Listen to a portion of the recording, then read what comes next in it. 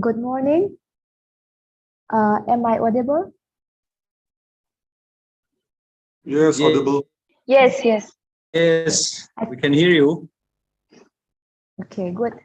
So on behalf of Mizoram Science, Technology and Innovation Council, I extend a warm welcome to all our invited speakers and participants of today's VIGYAN Utsav as part of Azadi Ka Amrit Mahotsav. As we may all be aware, Azadi Ka Amrit Mahotsav is an initiative of the Government of India to celebrate and commemorate 75 years of independence of progressive India and the glorious history of its people, culture, and achievements.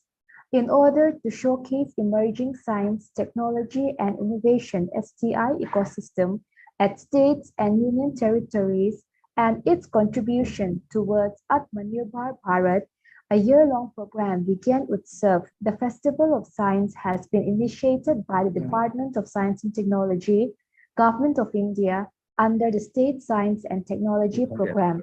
It has decided to instigate the one-month, one-theme initiative. VIGYAN UTSAV has commenced from September 2021 and will continue till August 2022.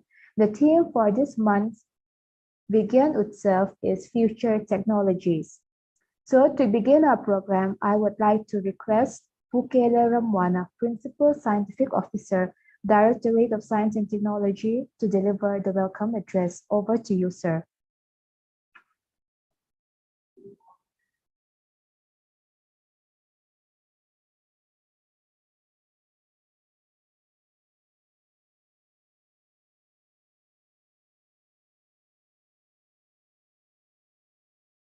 Sir, please unmute your mic.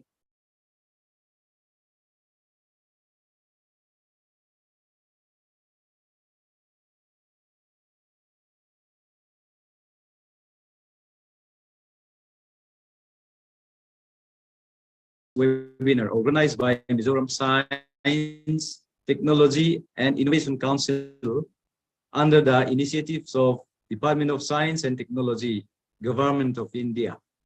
I welcome all the delegates from the Department of Science and Technology, Government of India, our invited speakers for this webinar, participants from the state S&T councils, and all the participants from Mizoram.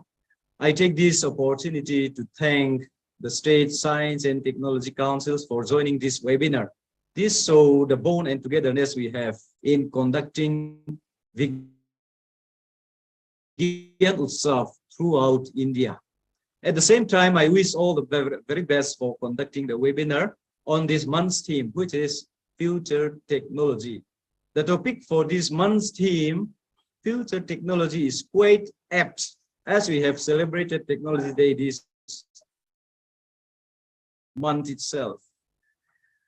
We were able to witness the launch of many innovative technologies, which I am sure will make life easier and much more convenient.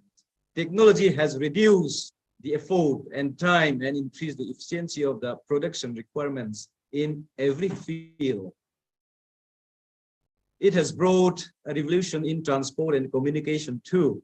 During the pandemic, it was clearly evident that our life has become virtual like never before, and we had to rely on smart electronics, which was achievable due to the advancements of technology. The advent of technology has spurred significant changes in many aspects of our lives and improved the exchange of information, the presentation of data and management of medical resources through telemedicine. Medical science and technological innovations go together for a healthier future. Technology has made substantial and revolutionary contributions to the field of medical care, which has eventually helped in extending the lifespan of people throughout the world.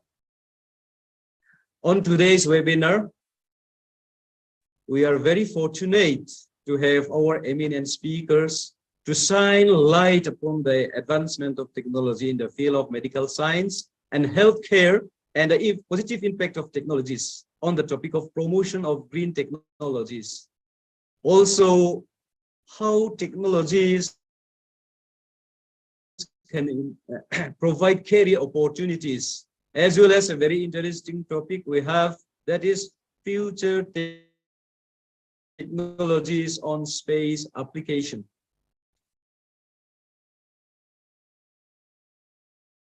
Again, I would like to thank DS and participants in this webinar. I hope that this our society, our very society, India, will have a great impact in science popularization and the application of scientific knowledge and scientific intervention in our daily life. Once again, I wish all the participants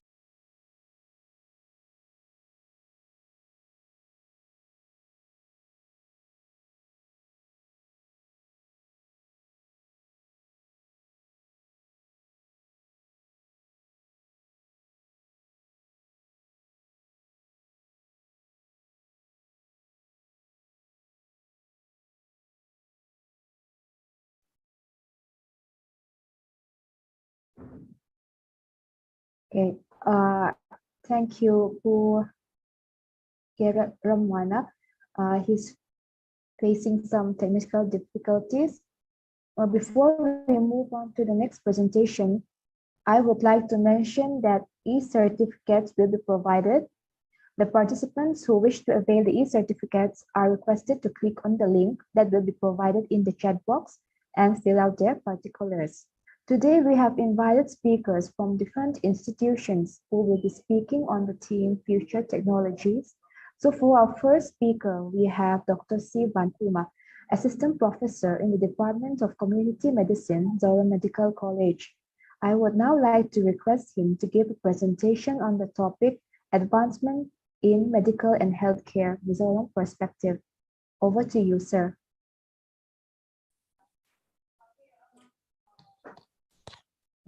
Thank you. Am I audible, please? Yes, sir, you are audible. Okay.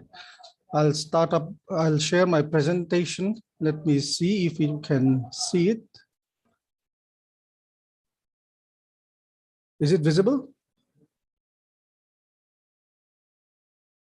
Yes, sir, it is visible. Okay. So I'll just go ahead. Okay, a very good morning to all of you. And big thanks to the Department of Science and Technology and MISTEC for giving me the opportunity to highlight on this topic.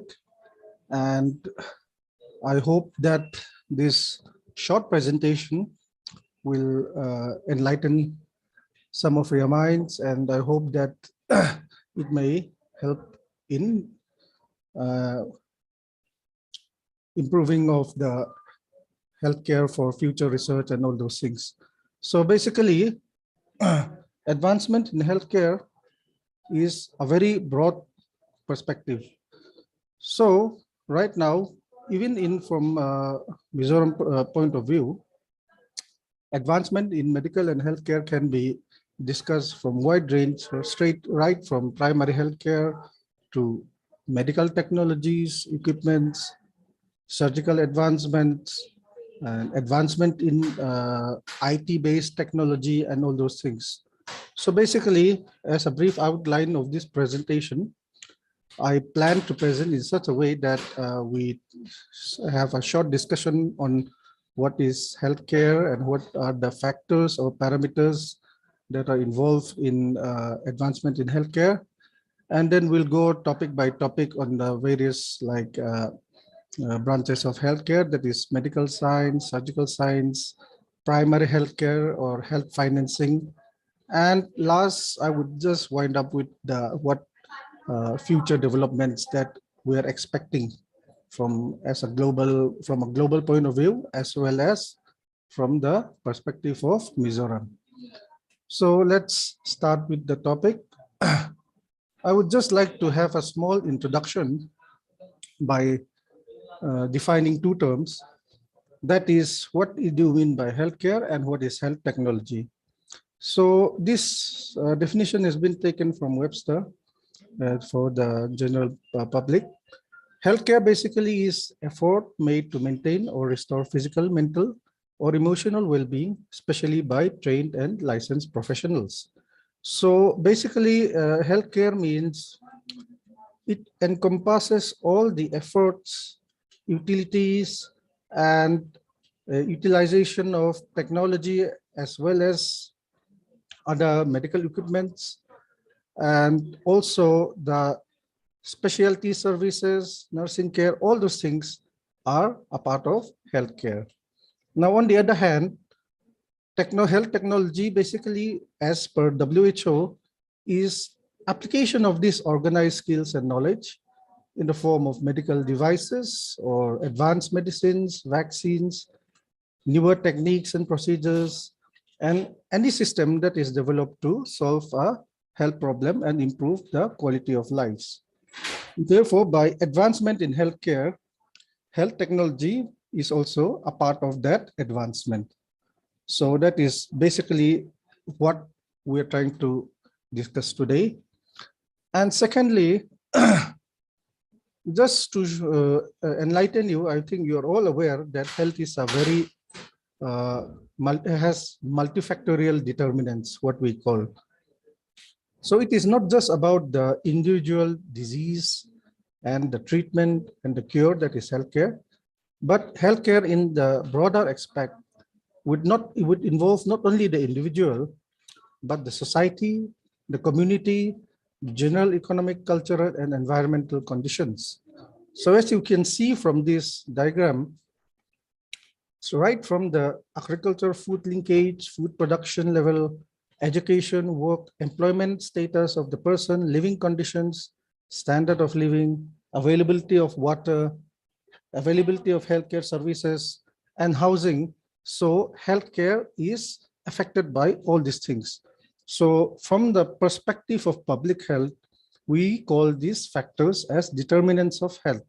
So advancement in any of the following or a degradation in any of the following directly or indirectly affects the health of the individual and eventually the family and the community and the society as a whole.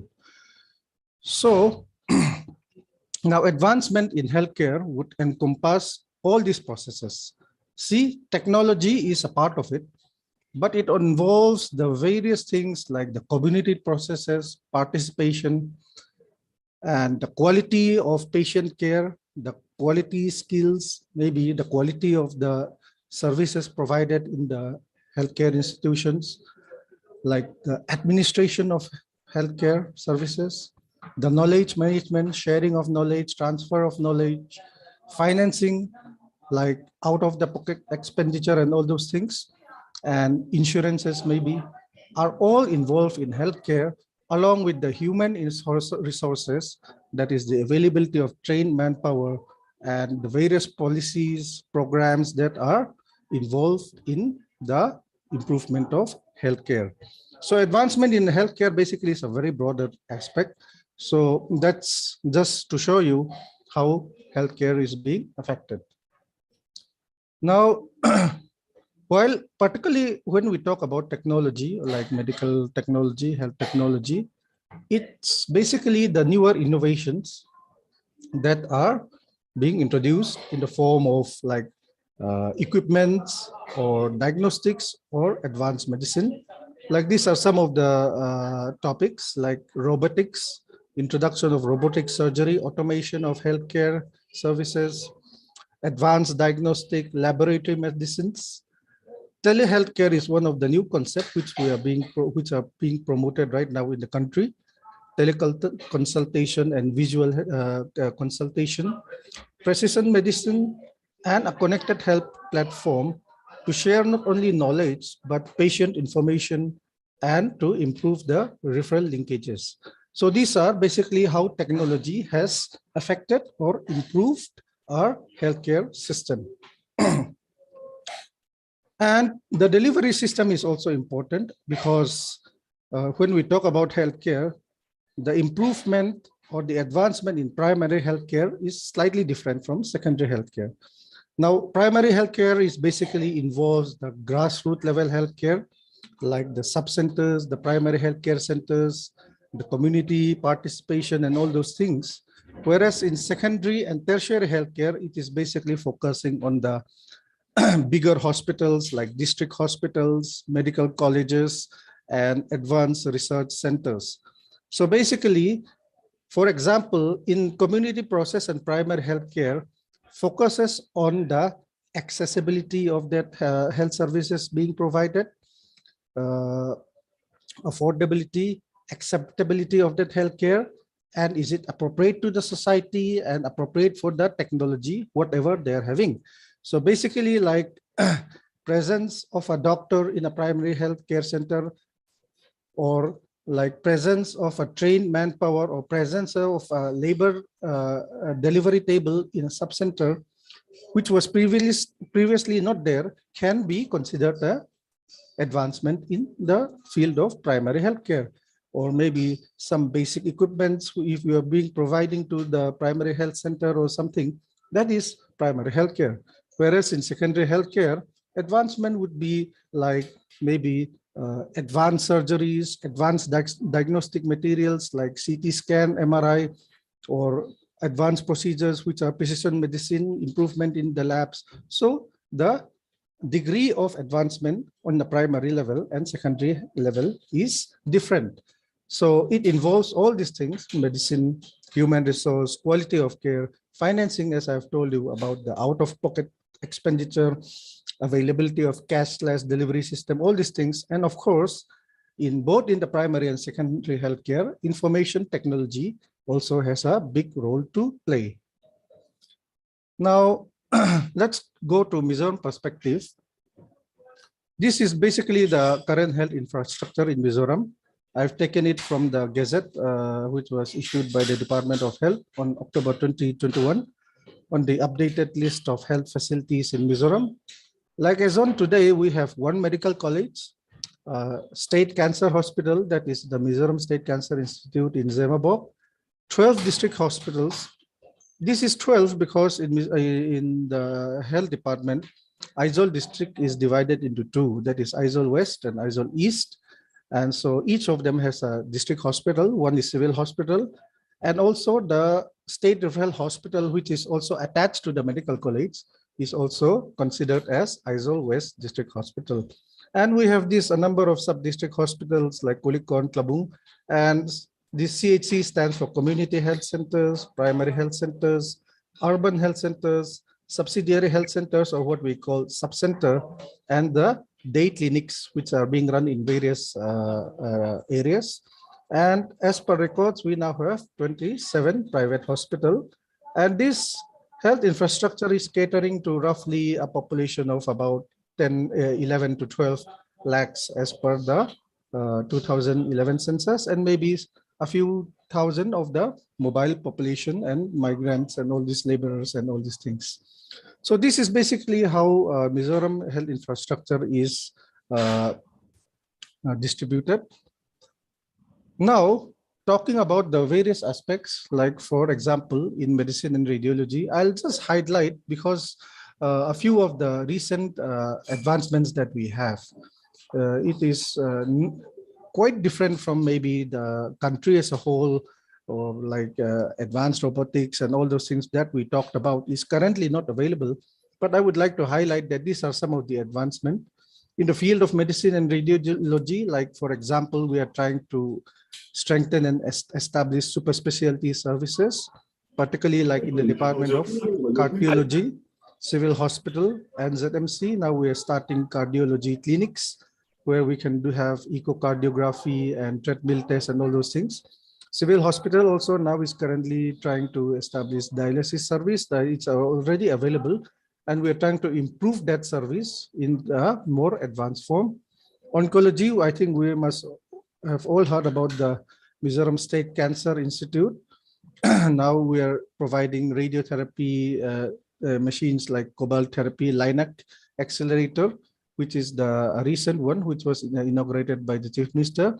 And also the hospital, the State Cancer Institute, with the help of the Japanese government, now we're planning to upgrade it to an advanced tertiary cancer hospital in the near future. Now in the field of radiology, CT scan and MRI machines have come up. Right now, Mizoram Medical College, Civil Hospital Aizawl, Lunglei, and some of the private hospitals are now having these services. MRI in the government is currently only available in ZMC. For example, in surgery, I think open conventional and laparoscopic surgery is not is been there from a very long time. So these are some of the newer advancements in this field of surgery. Like now in Mizoram Medical College, we're introducing water jet hydrosurgery, which is a needleless liver surgery procedure. And it is very good for separating the liver parenchyma and separating the bile ducts. And it is one of the advanced technologies. This is the machine. And argon plasma coagulation gas. Now this is a form of coagulation therapy that is basically, it is a bleedless form of this thing. Surgery in which we're using argon gas, and it is very good for upper and lower GI bleeding. And we've also introduced flexible uteroscopy with holmium laser. This is a minimal invasive surgery used for breaking of stones in the ureter and kidney from the urethral orifice that is basically in the urinary tract system. And we are also now coming up with this concept of plastic and cosmetic surgeries. We have a plastic surgeon, and I think in some clinics also they have started. So these are some of the advancements in the field of surgery in Mizoram.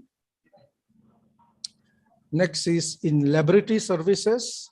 Apart from the routine diagnostic procedures and routine investigations, these are some of the newer technologies and advancements that we have, like introduction of flow cytometry, which is very useful for diagnosis of leukemia and lymphoma, that is basically cancer of the blood. Okay, and immunohistochemistry, this machine there in the right corner, this is also an advanced diagnostic procedure which helps in confirming and diagnosis of malignant tumors, that is basically cancer. Cryostat is another intraoperative diagnosis of tumors. That is basically when you're operating on a suspected cancer patient, you can take the sample, and within that, during that surgery itself, they can make the diagnosis whether it is malignant or not. And also fluorescence microscopy has been, it is an upgradation from the routine, regular microscopes. They help in localization of molecules within cells and within the tissues and all those things. So these are some of the pictures. These are very costly machines, and these are some of the introduction or the advancement that we see in the laboratory services in Mizoram. I don't know about the private hospitals because I didn't have time to make survey. They must also be having some advancements and advanced machines, like especially newer hospitals like Trinity and all those things. However, as far as I know, these facilities are now being currently available at Civil Hospital, Aizawl, and Mizoram Medical College. Now, another thing is advancement in microbiological diagnosis, that is like RT-PCR. We have all heard of it, which we never heard of it. Now we're using it for molecular diagnosis of COVID-19, and it is also useful for other viral diseases as well. So this is the machine, the famous RT-PCR. It has been introduced as a form of diagnostic. Initially, it was used for researchers only, like in MZU and Vetty College and all. Now we are using it for routine diagnostic procedures too, recently. And inverted microscope, we have just introduced inverted microscopy in Mizoram Medical College. This is a more advanced microscope. It is used for live cell imaging to the bottom, better than upright microscope, and they are more precise. So this is basically what I mean by precision medicine or advancement in diagnostics. Okay. Then nanopore sequencing machine, third generation, we have just installed in Mizoram Medical College. It will help us in gene sequencing and detecting of genetic diseases. So these are some of, again, the advancement in laboratory diagnostics in Mizoram. Now, advancement in primary healthcare services, I've told you it is different from the tertiary healthcare. Now, through the new Ayushman Bharat program, that is the national, which is a nationwide health program, There are two components. One is involves the introduction of health and wellness center. So there is a paradigm shift in the concept of primary health care. That is basically we are shifting from treatment of sickness and illness to wellness of the people.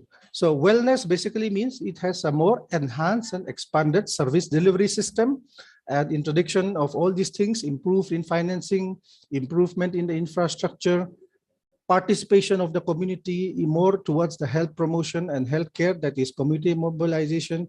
We are also trying to improve the diagnostic capacity of the primary health centers, the sub-centers, and introduction of a new cadre of community health officers. In Mizoram, we call it health and wellness officers, who are basically like trained nurses who undergo training for in the field of primary health care. They are like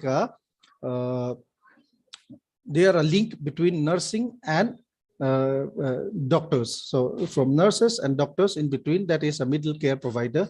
So we have started this concept. It is through the National Health Program, and we are planning to upgrade all the sub-centers into health and wellness centers in the coming 2-3 years. That is the aim of the program.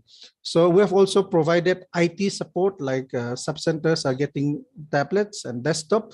This improves in the communication as well as for telemedicine, as well as of data sharing and management and information flow. Also, from in the sub-center, the services provision, just beyond maternal care, child health care, we're also trying to improve the services of the non-communicable diseases like diabetes, hypertension, and all these things. Okay, and palliative and mental health care is also a new issue. As you all know, with the improvement of the community, there is an increase in stress and all those things. So mental health care is also now very important. Now, advancement in health financing. Initially, these programs were not there, but we must have all heard about RSBY and all those things. Now, this Ayushman Bharat PMJY scheme is the newly introduced under the current government. So it aims to provide an insurance cover to the poor family up to ₹5 lakhs for their secondary and tertiary hospitalization expenses. And also, this also introduced the golden card system, that is a cashless medical billings. So patient just comes to the hospital and goes out, and all the billings are done through direct beneficiary transfer mode and all those things. So this is also an advancement in healthcare financing. We also must have heard about the Mizoram healthcare scheme, which is also being implemented. It is currently going on, and improvements are also there. ESI scheme, I don't know whether you've heard of this, but this is an employee state insurance cooperation scheme. Now is available in Aizol. It's basically for those small scale industries who are having employment of more than 10 people. The proprietor or the owner of the industry, they can register themselves, and it provides some sort of health insurance covers to their employees. Okay, and for JSY, JSSK, this is for maternal child healthcare, delivery expenses, all those things. I think most of you must have been aware. These are some of the newer health financing services which were not available maybe a decade ago, and now we are enjoying all these things. And I'm sure the private sector, private players are also now offering various health insurance and all those things. Next is the advancement in IT-enabled services. Now, from Mizoram point of view, we haven't fully utilized the IT capability because of our IT infrastructure is not yet that developed. But one of the key advancements nowadays is in the field of digital health. That is, now recently the central government have also launched the National Digital Health Mission, and these are some of the services, like I would just like to highlight that we are now utilizing in Mizoram, like hospital information system for record keeping and patient record and all these things. Currently, we are also trying to implement it in all the government district hospitals in Mizoram. It is under NHM and it is in the process of establishment. This will improve the data information flow and management. Okay. And Mera Hospital is an app. I don't know whether it was launched recently in Mizoram also. We had shared it in various groups. I don't know whether the public is really utilizing this feedback system for various hospitals. And for reproductive child healthcare, that is basically for mother and children and couples, there is a system known as mother-child tracking system. This is also helps in data management and also informing about the healthcare provider about the situation of the people under his coverage. TB application have also started using IT platform, that is Nikshay. This is the picture. It is a web-based application for monitoring of TB patients. It's available in the mobile app also, and they are basically monitoring the drug intake and the improvement and all those things. eRADCOS is a central blood bank management system, which is now also being introduced in some of our blood banks. And telemedicine, we are promoting through the umbrella of the National Health Mission, so that there is from the district hospitals and medical colleges, we can have a cross consultation with the doctors, maybe sharing of knowledge, and as well as for patient consultation. Now, this is currently being practiced under the National Health Mission, Mizoram, and Mizoram Medical College is also a part of the resource centers. So this is just an outline of how the IT sector will eventually change the health system or the health management system in the near future. I won't talk much about it. This is being launched. So various web-based applications, mobile-based applications for like vaccine distribution, for monitoring of health and wellness center, disease surveillance, including like the various healthcare financing, all those things will be there. It will come under one platform. And this will enable us to generate like health IDs, facility IDs, registry, electronic health records, patient health records. It will also help in deep learning, improvement in artificial intelligence, data analysis, and blockchain is basically connectivity between from the subcenters to the highest level of tertiary care, virtual reality, 3D imaging. These are some of the concepts which will be implemented in the future in the field of healthcare for the country. So this is one of the aims of the National Digital Health Mission. Now coming to the last few slides. So these are the future prospects, which the trend in global technology, which we'll watch for in 2022 onwards, like artificial intelligence in the field of diagnostics and maybe application-based. Now, wearable technology and sensors like smartwatch, maybe some sort of a heart attack warning system, something like that will be coming up in the future. And virtual reality and augmented reality is really being now utilized especially in the field of medical education. Like, for example, introduction of virtual dissection tables. Like we even have now skill laboratories in medical colleges where on the basis of simulation, they are doing experiments also. So this will also improve the medical quality, education quality. Blockchain technology, I've told you, it's for basically patient data through hospital labs and all those things. Cloud computing is basically for data storage and retrieval. Robotics, as I've informed you, now even artificial intelligence and robotic surgeries are now being experimented in various advanced hospitals, and they are being implemented there, and it is like a precision surgery. So it helps in the quality of care. Mental health challenges using telepsychiatry. I don't exactly know what is telepsychiatry because I haven't seen it, but I think it is more of a virtual consultation.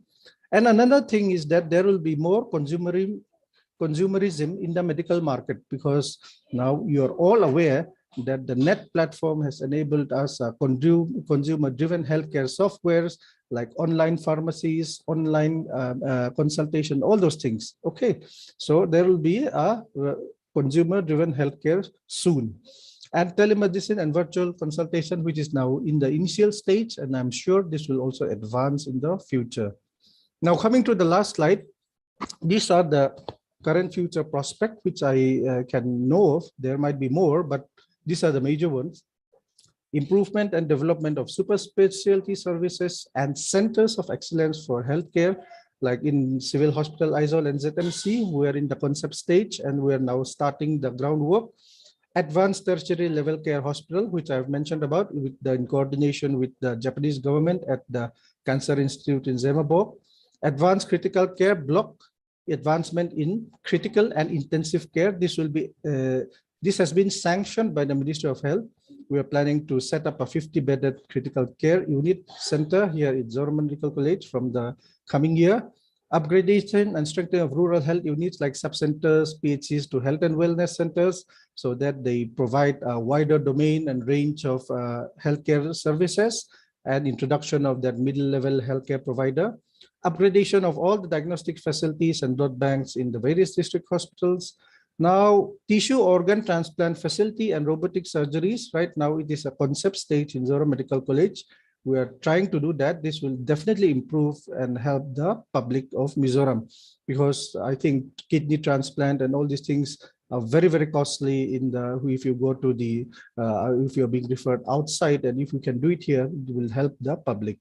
Development of the private sector players, private hospitals are blooming. I think we all know about that. And improvement in medical education and research in the field of, in not only medicine, but allied health sciences also. And of course, lastly, we are also trying to promote medical tourism for the neighboring states and maybe neighboring countries. That will also be a boom to the economy and of the state also. So these are some of the future prospects that we are now in the concept stage, and maybe some of them are already in the groundwork. So I hope with this presentation, I've enlightened something to the our viewers. And so thank you very much. That's just a glimpse of some photographs of Mizoram Medical College. So that's all about what I can present today. Yes, thank you.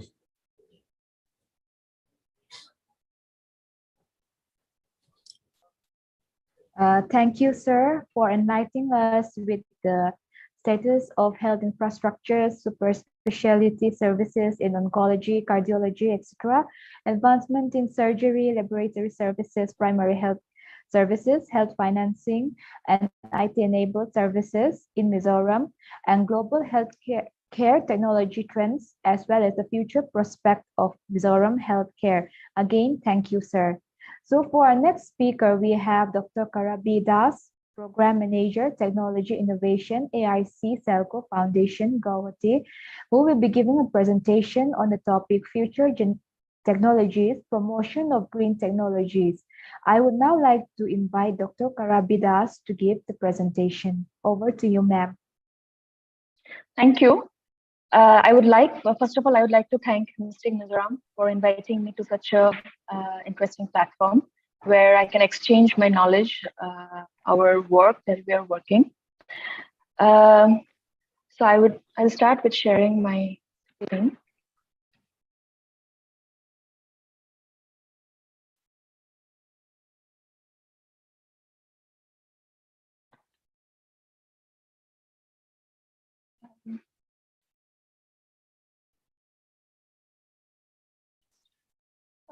Good morning. Good morning, everyone. My name is Dr. Karabi Das.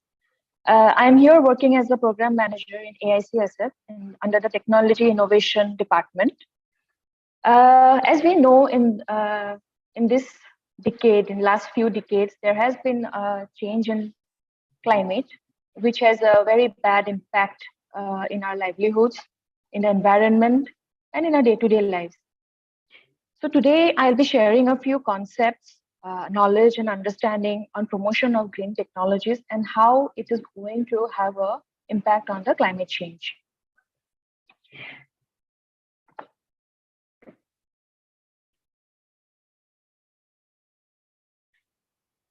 So I'll just give a brief understanding on the green technology. After that, it will follow with the status of the green technology in India.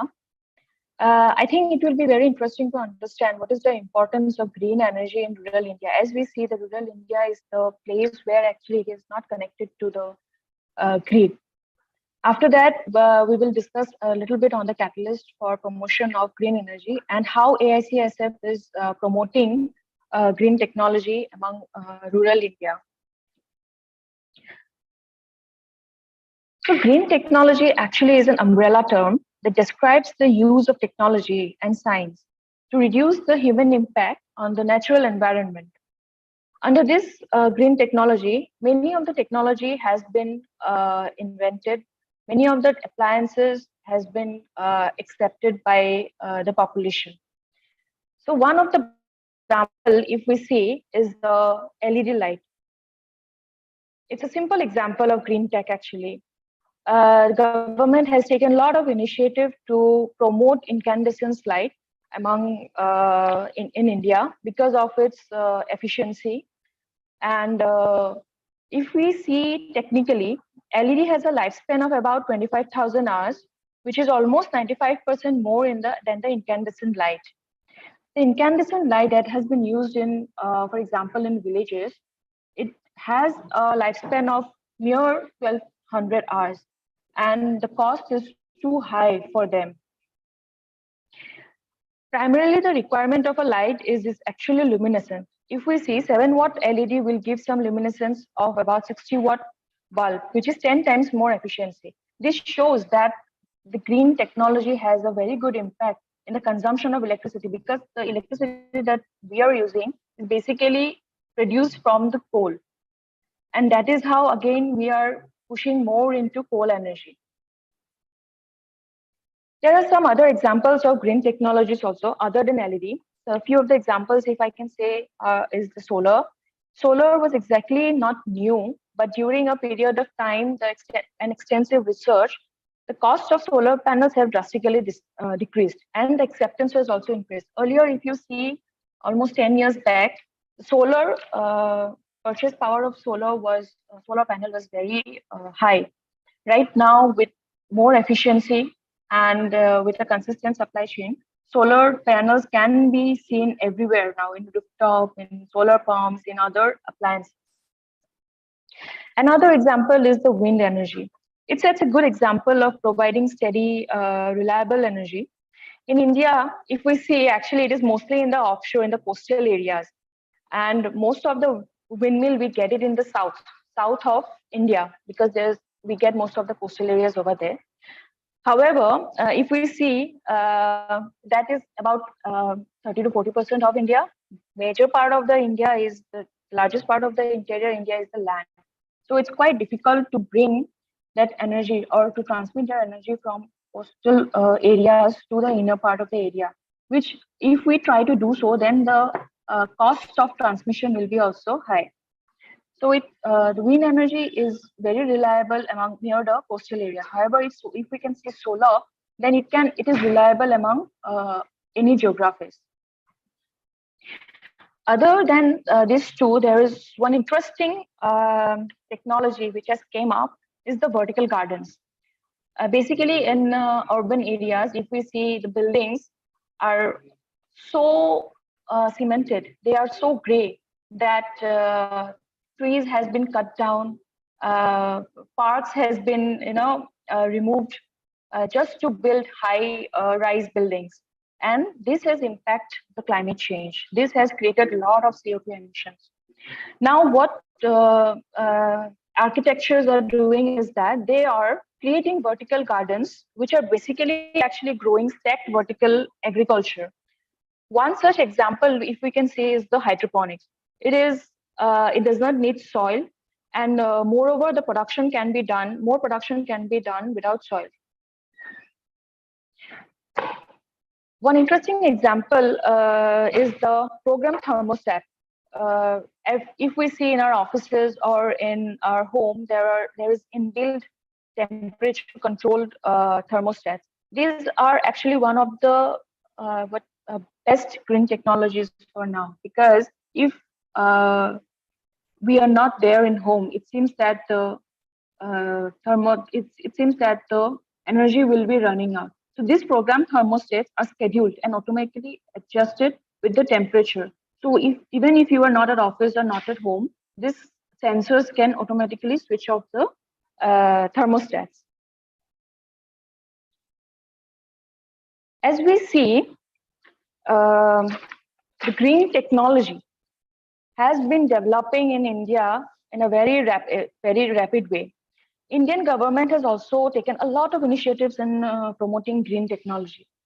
We see that there is an evolution of green technology in the last few years. Industries are also taking a risk to innovate and invest in green technologies. There is, according to a study done by a market research, they said that the estimated cost is about 45 to 55 billion in India for till the year 2027. that sort of R&D is going to do in India. And tech companies are also mostly focusing on building a strong portfolio on sustainable products. According to a study actually done by data from the Ministry of Commerce and Industry, we see that every second patent has been granted in India between 2016 and 2021 is relatable to green technology, and that is a very applaudable achievement. Basically, we found that the green technology is the majority is actually green energy. What is green energy? It's the renewable energy. For example, wind, solar, biomass, etc. Hello? Hello? Am I audible? Hello? Yes, ma'am, you are audible. Okay, yeah, thank you. So the green energy has taken a major stake in the production of, in the installed capacity of the energy. Now, if we see at the annual planned capacity of our India from the year 2010 to 2020, we see that over 80% of actually India's energy needs are met by coal, oil, and solid biomass. The year 2016, majority of the energy was produced by coal. But in last 3-4 years, we have seen that the PV installation has a high growth. It accounts for actually 27.2% of the total renewable energy capacity that has been installed. Although clean coal has been predominantly used for power generation. But in this, government has taken a lot of initiatives. State government, central government has taken a lot of initiatives in promoting solar.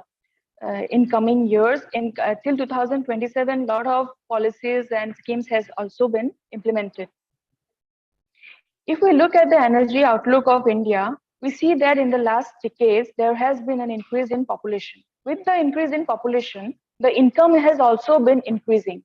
That is almost double. And likewise, the energy demand is also increasing.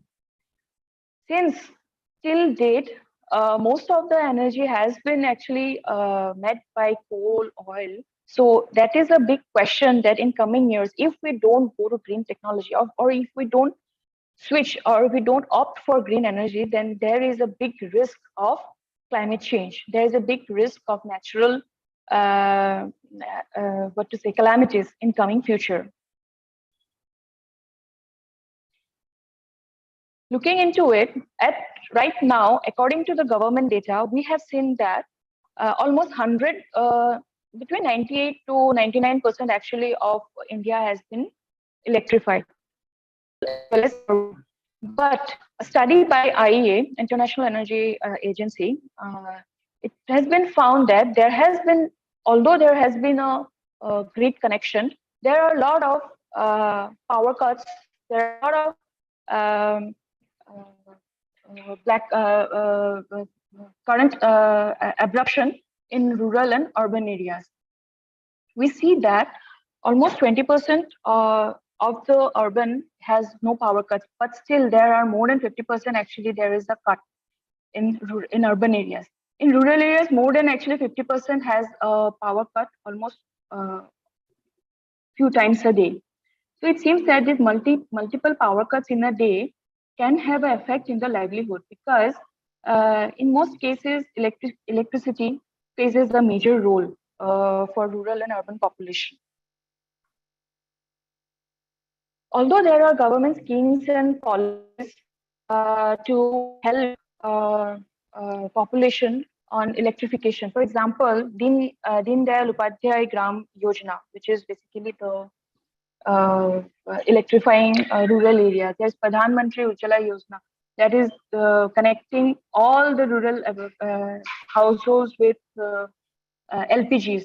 There is PM Kusum. This PM Kusum is very interesting as this has been actually promoted by government 3-4 years back, and now the installation has been done. And it seems that almost in villages, the PM Kusum has reached. People has been using solar pumps for irrigation purposes. According to MNRA, also there is a draft released on policy framework in the year 2022 for DRE livelihood applications, and it is a great initiative that has been done by government. This initiative will help actually rural people to support their livelihood in coming future, as we see that there is lack of power or no access of electricity in rural India. As we see last few slides, that solar plays a major role in the upliftment of a society or in upliftment of rural people. We see that the uses of solar can be done in various purposes. For example, power generation, street lighting, agriculture and allied services, which covers like pumps or solar implementation in other appliances like rice transplanter, etc., and electric vehicle. Other than that, there are also other solar use in different appliances. Now, if we zoom down to rural level, we see that there are two different stakeholders actually at rural level. One is the solar service provider. Another is the solar energy end user. Solar service provider are those who are installing solar panels at very rural level. This is basically DRE, decentralized renewable energy system, where the grid is not connected. And this helps the household or the person who is using this to be independent, to not rely on solar energy, to not rely on grid electricity, sorry. Now this solar service provider needs an ecosystem to develop. They are very poor. They are at a very rural level. And to be an entrepreneur at that level, they need a different ecosystem. And this ecosystem covers banks and investors, because they are the one who will be helping them with financial services. There are policymakers where government actually comes into it. As government has already is helping in subsidies and different schemes for users. Once the users are actually accepting the solar, then it's easier for the technology provider or the solar provider to penetrate into it. We need technical institutes. The importance of technical institutes is to technically handhold this small scale solar installation providers. There has to be government departments, the inline departments like Assam Energy Development Agency, Mizoram Energy Development Agency. Those are the one who is going to actually take care, or who is going to help them in penetrating or in installing solar at different levels. There are NGOs who will be another stakeholder for the service providers.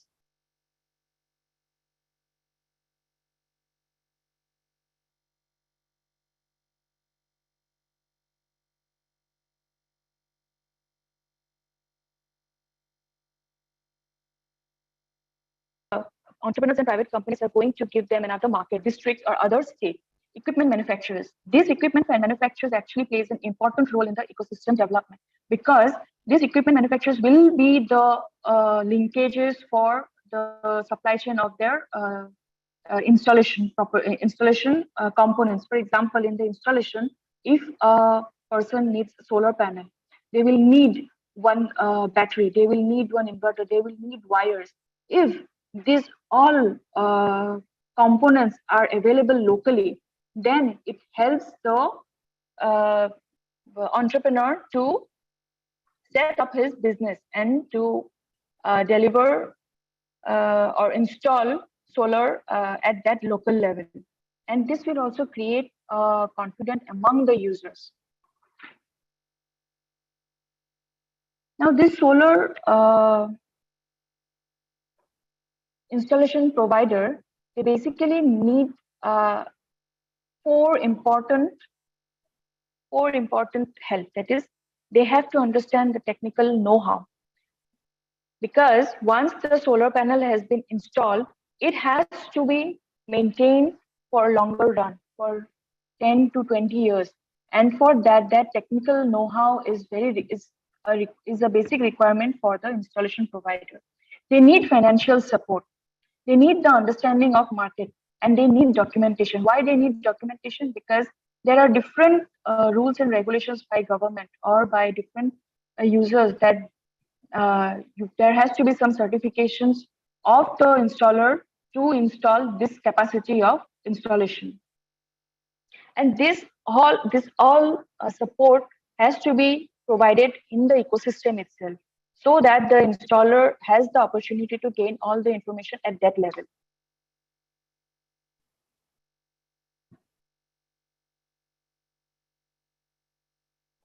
So how AICSF is actually AICSF is actually promoting green technology. We are providing an end-to-end support for developing an enterprise, a technical handholding. At present, we are having at least 18 CEs, and these CEs are the game changer. Are the game changer in coming years, because they are the one who will be helping people in installing solar. They are the one who will be promoting solar at local level. They will be the one who will be actually creating awareness among rural people, because rural people will be requiring this solar at big level in coming years. So what AICSF is doing is, we are creating an ecosystem at our level. We are an incubator. So as an incubator, we try to give all the hand-holding that is required to a technical service provider. It comes in a form of workshop. It comes in a form of training. We also link with mentors if required. We also link with the documentation of a company required. There is a capacity building. There is a market research, and there is a market research, and we help them also to scale up. Once we see that the solar provider has the capacity to grow, to reach out to more people, we help them to scale up. This is a small initiation that has been done by AICSF in promoting green technology, actually.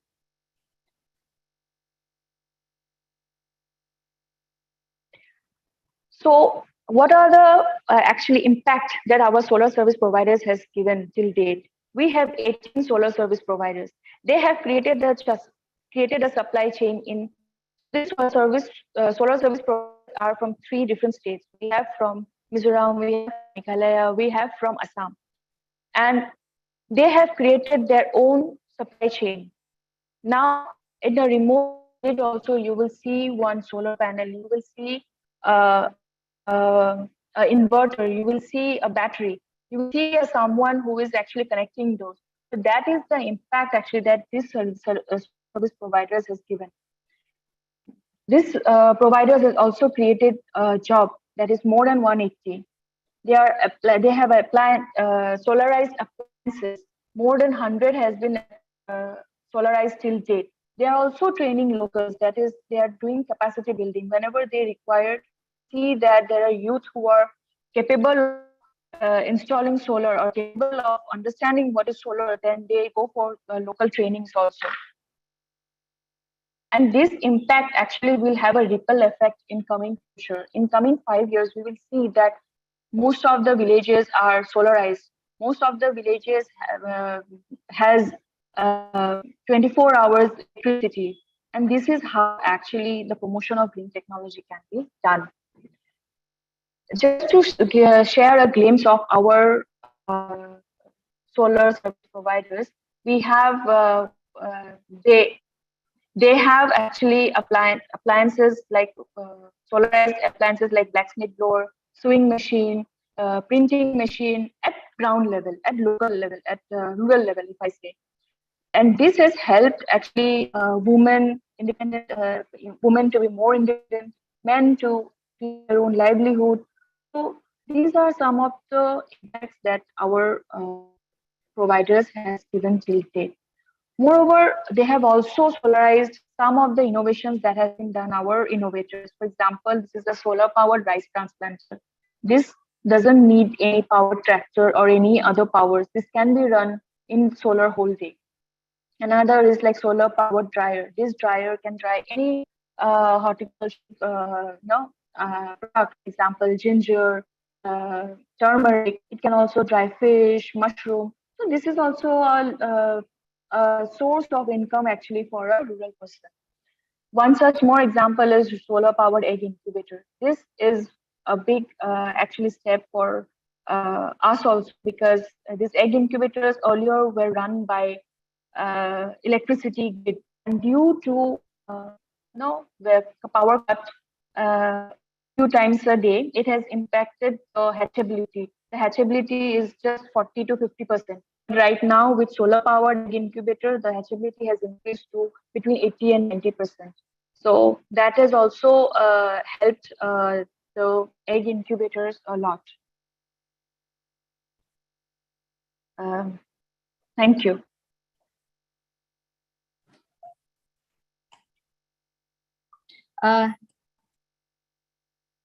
Thank you, ma'am, for your informative presentation and sharing with us the role of AIC Celco's role in promoting green technology and showing us the machines that are powered by solar energy.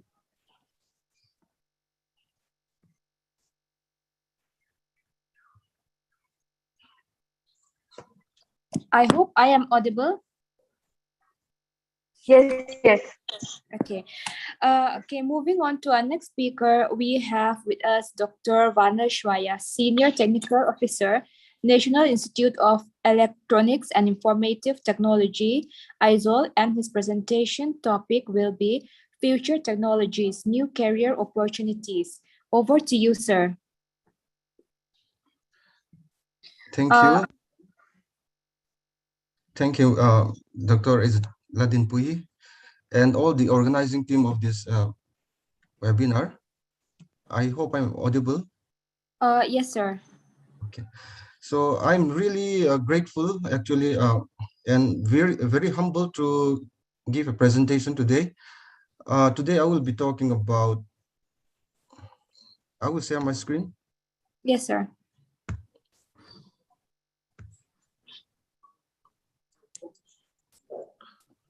Madam, can you stop sharing your screen so that I can share mine?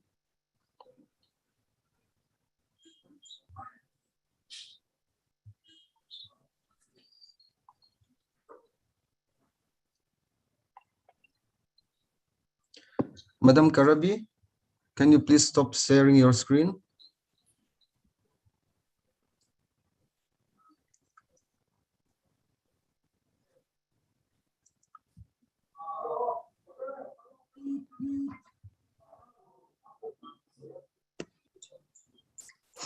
I cannot share mine as long as Yes. the previous screen is we are still on. facing some technical difficulties as we are the power is out and the Wi-Fi is down.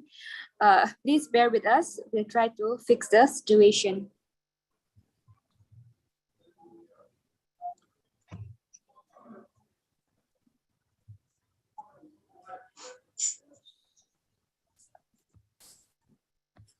Okay.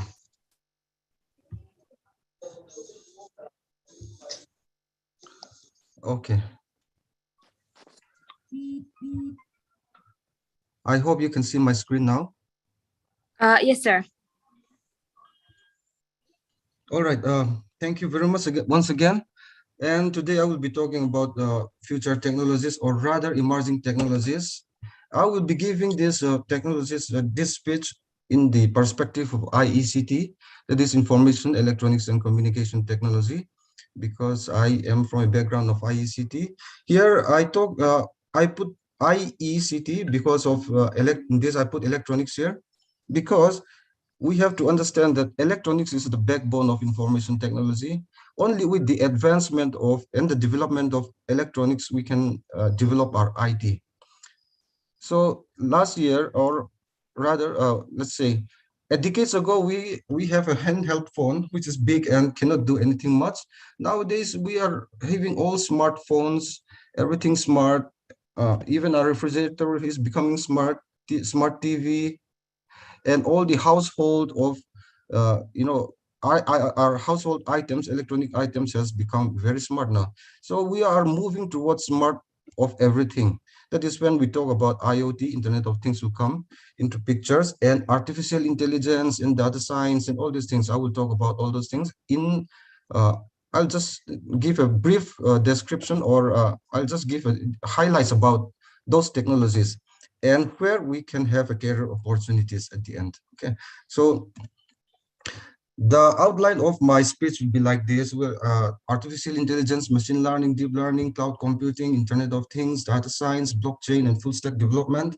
I will limit myself to this much only because of the time constraint, and I will try my best to finish my speech within more or less 15 minutes or so, I hope. Mm.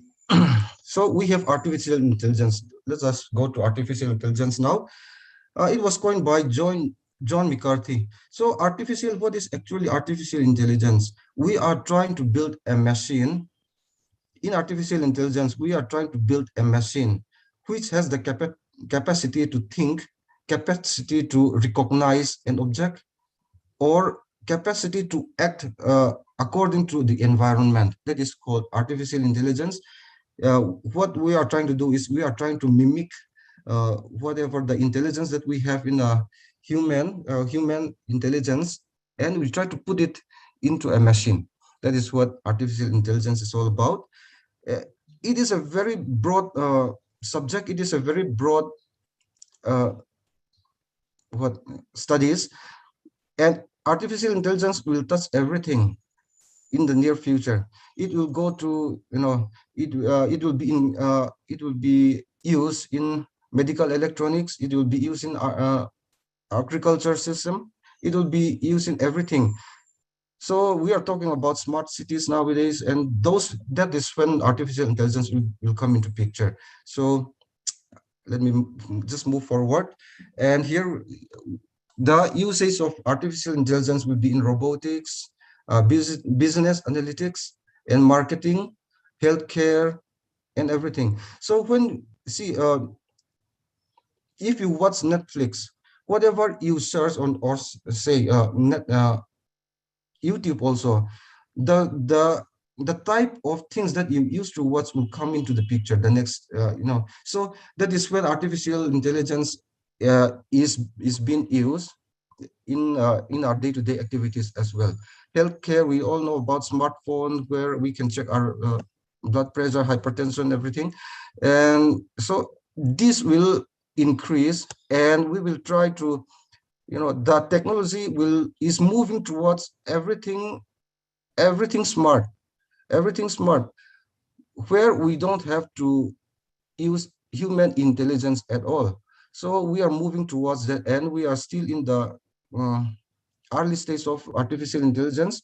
And in a few 10 or 20 years, many or most of the things that we used to do manually and our day-to-day labors will be, uh, taken over by robots, maybe. So that is what they are trying to do. And in this business analytics also, artificial intelligence will try to, analyze the data that we have, the statistics of data that we already taken together.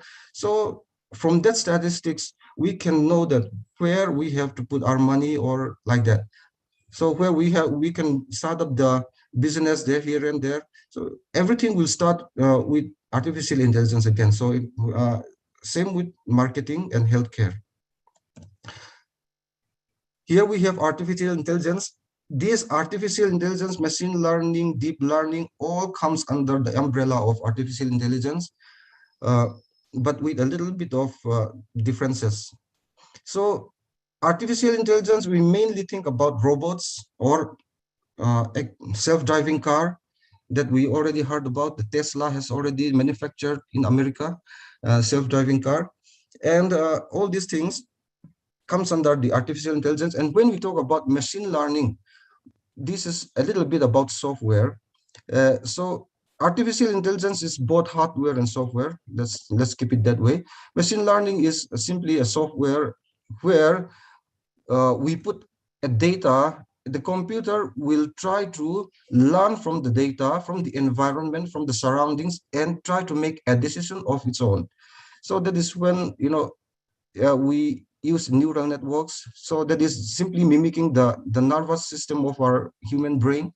We are trying to mimic and try to put it in the machine. So it is called neural network, artificial neural networks.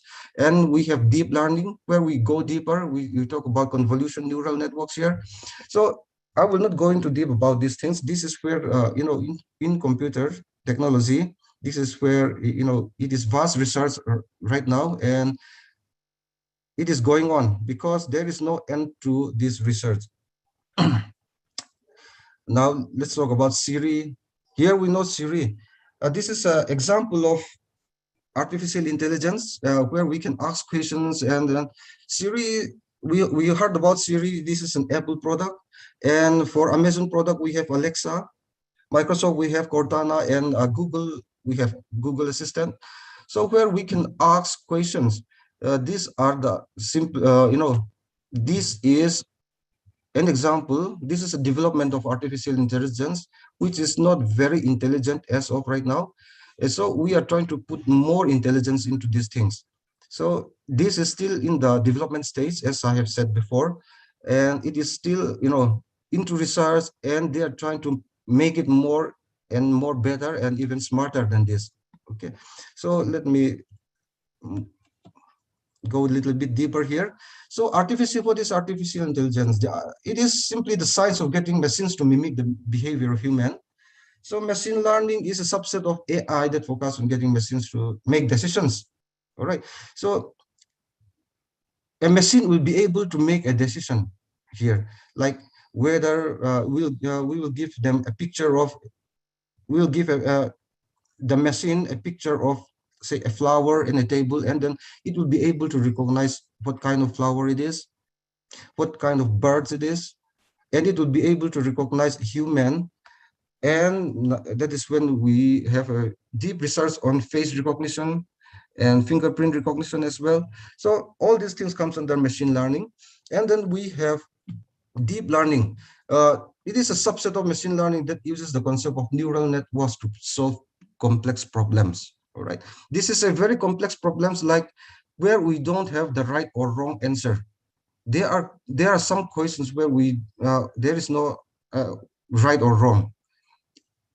We just have to move on with the environment. So those kind of problems is taken care by deep learning. So we have object detection system, natural language processing, robotics, expert system. All this comes under artificial intelligence. Natural language processing, as I've said before, is like trying to analyze our speech.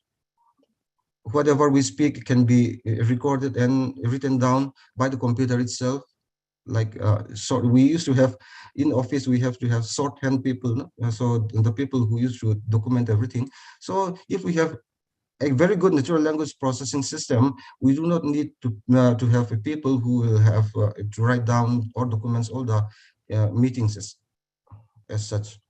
So there are three types of artificial intelligence. We have artificial narrow intelligence, artificial general intelligence, and super intelligence. So narrow intelligence is just like a Siri or Alexa.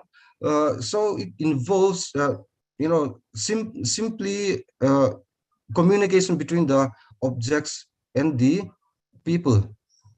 So human being can communicate with artificial intelligence, that is narrow intelligence. And here we have, we can have autopilot features of Tesla as well. We have face verification. Now Apple has become very good. Even if you wear a mask, it will still recognize you. Now this is another example. We have Sophia, you might have heard about it, from Hanson Robotics. This robots is trying to mimic human and trying to answer certain queries given to feed to him, to feed or to her. So we have general intelligence as well. It involves machines that possess the ability to perform intellectual tasks like playing chess. All right, so we can they can play chess nowadays. Now, so if you try online chess, also they are very difficult to beat. We have super intelligence. These are the artificial intelligence which can surpass even human thinking capability. So this is still under development. Now let us go to cloud computing. What is cloud computing? As I said before, I'm talking this on the perspective of IECT only. So cloud computing is where we can put our data, everything stored in the cloud, not in a computer, not in a personal system. We are putting everything in the cloud. All right. So that is cloud computing. Cloud means where there are different internet. We are simply putting in the internet system. So we can have a cloud computing like running applications, storing data, data processing, and web hosting. So the number one cloud computing here we have now, right now we have is Amazon Web Service, AWS. We can put our everything if you want, even if you want web hosting, and if you want to start up a website or digital market, you can use Amazon Web Services. Likewise, Microsoft have Azure, Google have cloud, like we have Google Drive, that is one cloud, and we have Alibaba and IBM. So these are the top cloud computing system in the world nowadays, and they are competing each other, and then their development is very fast.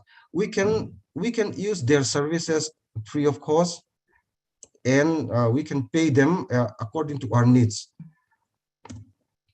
So even Netflix is using Amazon Web Service.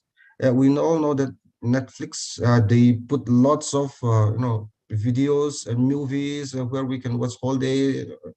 People are watching this nowadays. So they are putting all their storage in Amazon Web Service, AWS. So this is one application of cloud computing. And let us move on to Internet of Things. Here, what is Internet of Things? We are simply trying to make a connection between all the equipments. That is, we just simply make it things, electronic equipments, and try to connect to the internet, all of them. Like we can connect our CCTV to the internet, and then we can check whatever is going on in our household from outside as well. So these are Internet of Things, and we can, we can have Internet of Things in agriculture, traffic system, and smart cities. So many anywhere, like we can have Internet of Things like in water pumping also. Like if the barrel is full, maybe it will switch off or switch on according to the needs. So we will just put a sensor in a water pump, and when we need to pump the water to the reservoir, then without human interaction or intervention, we can have a machine that runs on its own. That is what the world is trying moving towards nowadays. So applications of Internet of Things, we are using Internet of Things in everyday life. Like we have a watch which can monitor our health, and IoT healthcare, IoT in smart cities, IoT in disaster management. Like if there is a lightning, so we can have a lightning detection system, and then when the lightning is going to strike, the electricity, the power will be switched off automatically by the machine itself. So that is IoT. And in IoT is also used in industrial automation and in agriculture, where agriculture is very useful when where we can detect the presence of moisture in the air, or the presence of or the absence of moisture in the soil, so that we can pump give water to the plants as well. So these are the things where we can use IoT in everyday life, like home, everything. Personal computer, we can watch movies, music as well, vehicles, smartphones, online shopping. These are IoTs in everyday life. Okay, so I will move on to the next, that is data science. Here, nowadays, everything is data. We are putting everything in the computer, in the internet, in the cloud. So we have to be able to analyze data. So it is a multidisciplinary subject. So it comes from computer science in IT, it comes from domain business knowledge, and it comes from mathematics and statistics, because the data will be analyzed according to the statistics, whatever we have before or the year before, and so on and so on. So we will be able to analyze a data and take out whatever the relevant data as we wish. So these are the tools that we need to study in data science, because data scientists are the top earning professionals right now in the world. So as I have to talk about the future career perspective or opportunities, so these are the things that you have to learn in case you want to be a data scientist. We have Hadoop, Apache, TensorFlow, Apache Spark, MATLAB, SAS, Tableau, and also on. And even these are very own Microsoft Excel can do small data science. Like we can analyze a regression. We can do a regression analysis, logistic regression analysis, and all those things. So we can have a data view, like viewing of a data by making chart.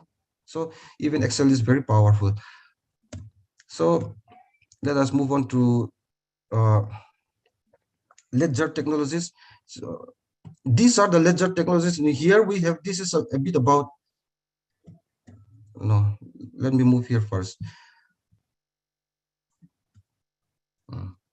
This is blockchain. So the first presenter has talked about a little bit about blockchain and how it is used. We know blockchain from Satoshi and Nakamoto in 2009. They started Bitcoin. So Bitcoin is the first blockchain technologies which is developed in America. Now Bitcoin has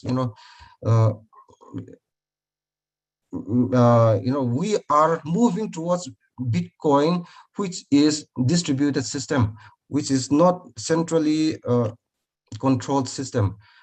Many people doesn't trust the bank. Many people doesn't centrally owned bank, and well, that is why many people are moving towards a distributed system. And this blockchain technology is immutable, and it is timestamped, anonymous, secure, and programmed. There is a trust in this blockchain. That is why people are moving towards blockchain.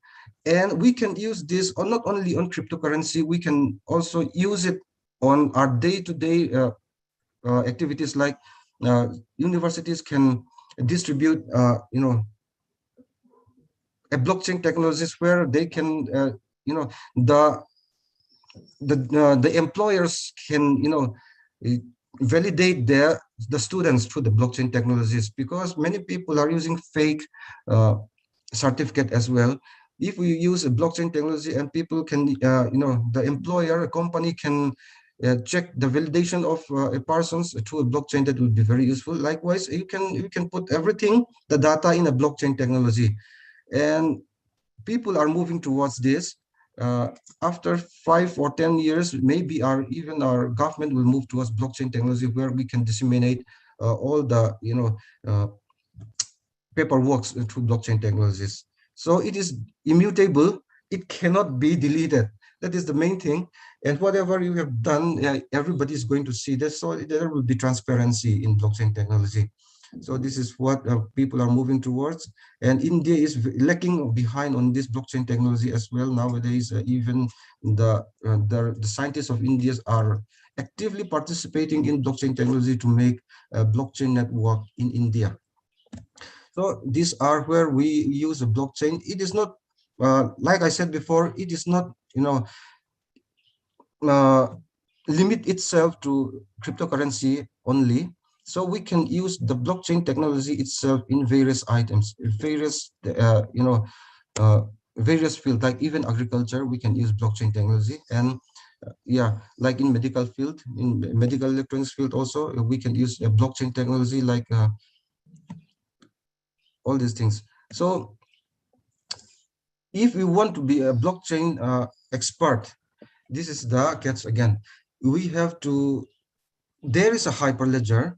This is a open source software where you can create your own blockchain system. So if any of the viewers wants to be a blockchain expert or a blockchain developer, we have to study these things. Hyperledger, among this hyperledger fabric is what they have been using, and this is more decentralized system, which all the nodes will be connected to each other with equal amount of authority. That is why people are moving towards blockchain, and whatever you have written, there will be consensus.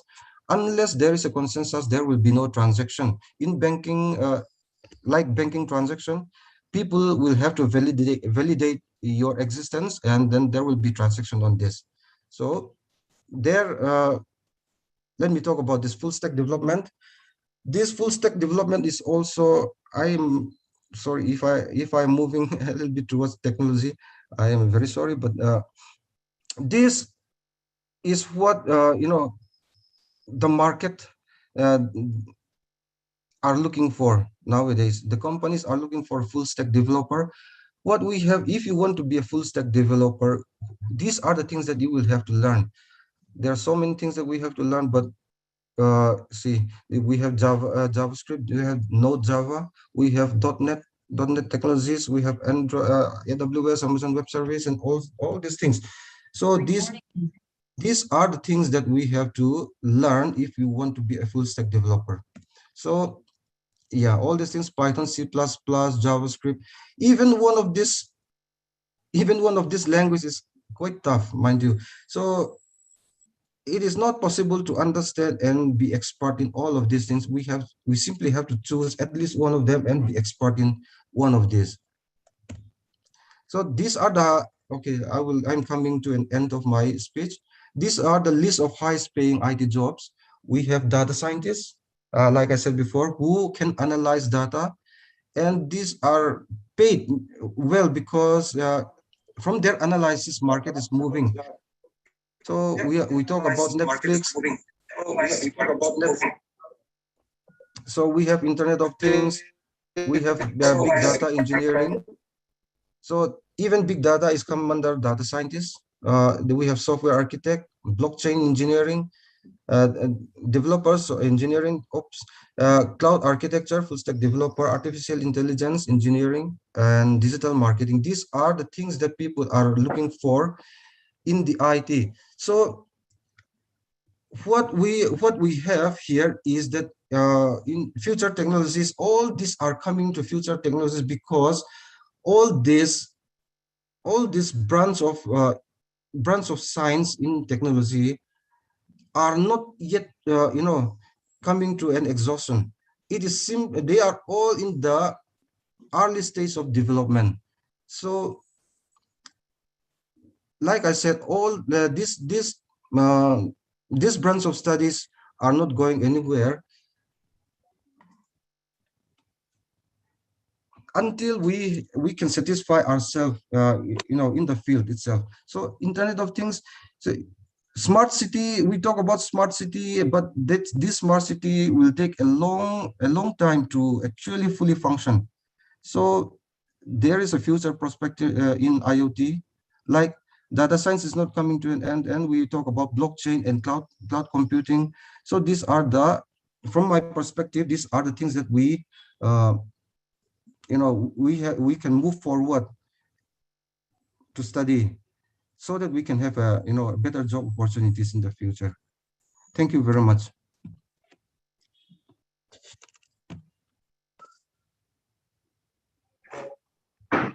Thank you, sir, for giving us information about artificial intelligence, Internet of Things, data science, and various career opportunities which future technologies can offer. Again, thank you, sir. Now for our fourth speaker, we have Mr. Robert Silo, Senior Scientist, Mizoram Remote Sensing and Future Technologies. Space Application for a Better Mizoram. I would now like to request him to give the presentation.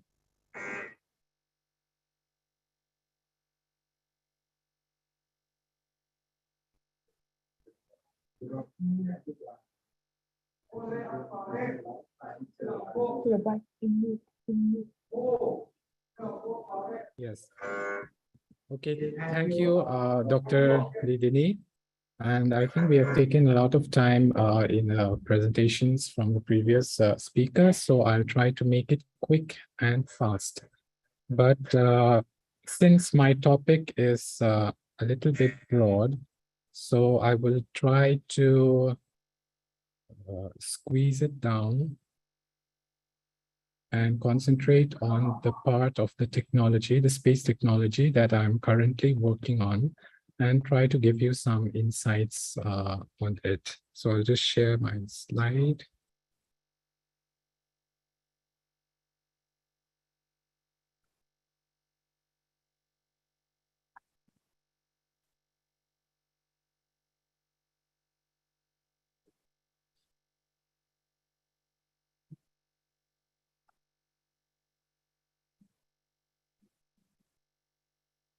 I hope my slide is visible. Okay. So, okay. So we have heard a lot about space, other technologies, future technologies that are very instrumental in bringing out different developmental activities in Mizoram as well as in the national perspective. So I'll be talking about space technology, particularly concentrated on the geospatial perspective, because like I said, this is the area that I've been working on. And in this process, I have narrowed it down to a few points that I would be deliberating. First, I would like to give a brief introduction about what space technology is and what are the components that are making up the space technology. And then I would discuss, I would deliberate on the current trends as well as the future applications. And if time permits, hopefully time permits me, then I would go on to a case study and some R&D, which I've been currently working on, and would try to share some insights on what work has been done. So what is space technology? In a broader sense, anything related with the technology, on the technology front that is concerned with mapping or like the previous speaker has said, like the integration of other technologies, all those things can come under space technology. But when we talk about the geospatial ecosystem, which comes under the purview of space technology, there are three main components that contribute vastly and to a large extent to this technology, which is remote sensing, GIS, which is the abbreviated form of Geographic Information System, and location-based services. Now, as human beings, we are often intrigued, and we always have this question about what things are happening in our surroundings.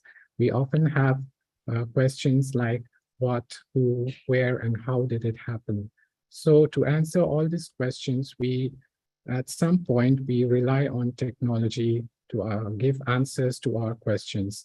So in this process, this geospatial technology has become very instrumental in bringing out our answers to these questions by setting up strategies and then helping us to survey the environment that we live in, and then help us identify what problems we have and what solutions that can be developed from such problems.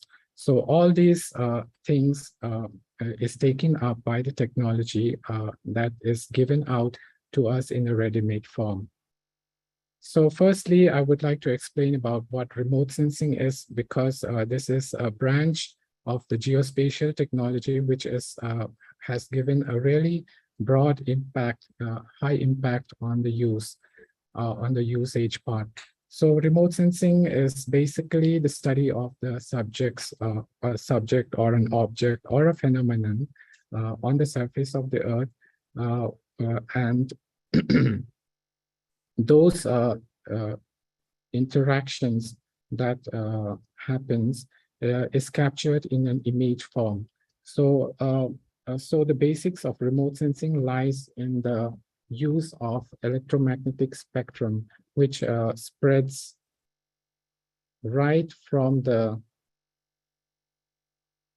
radio waves up to the gamma rays. So as human beings, we can only utilize the visible part of this electromagnetic spectrum.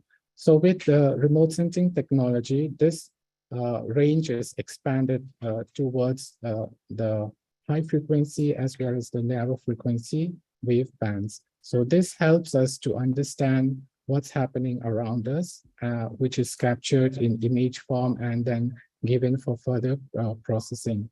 Now, India is well ahead of this rat race in remote sensing, with a total of 31 successful launches when we are talking about remote sensing satellites. Now we have 17 operational satellites, of which 14 satellites have already completed their missions. And as per the latest news, we have 3 future launches for Earth observation, which is slated for during this year and the next year. So once the image is captured through remote sensing, we need to give information regarding like what type of data is captured and how to practically use it. That part is answered by Geographical Information System, or in short, we would call it as GIS. So GIS is a collection of different components, like we have hardware, software, then we have the data coming from remote sensing platform, and then we develop methods, and then we require people to analyze these things. So all these components come together into a geographic information system, and this projects a model, which is a representation of the real world. So this gives a scenario in a graphical format, which we called as vector and raster components. Now the vector components are made up of points, lines, and polygons. So all these combined together gives us much value from what was derived before from remote sensing, and is able to answer much of our questions that we have asked before, because it allows both spatial and non-spatial data to be integrated and bring better solutions to our problems. Now, the next component of space technology is location-based services. We all know about this in the form of GPS. We have it on our phones, we have it on our tablets. Nowadays, you know, like previous speaker was talking about IoT devices, all those things rely on these services in some way or the other for executing the line of work in which they operate. So this GPS is actually operated by the US, and right now it has a concentration of 31 satellites. Now India is also not behind this, like other countries like the Europe, we have GLONASS in Russia, Galileo in Europe, and Beidou in China. So India has its own indigenous navigation satellite system, which is called IRNSS, which is Indian Regional Navigation Satellite System, or otherwise called as NAVIC, that is Navigation with Satellite Indian Constellation. And right now, it's fully operational and can be used for monitoring and tracking and positioning of any devices, of any application things that are within the perspective of the Indian mainland. So this constellation has a total of, right now, total of 7 satellites in its constellation.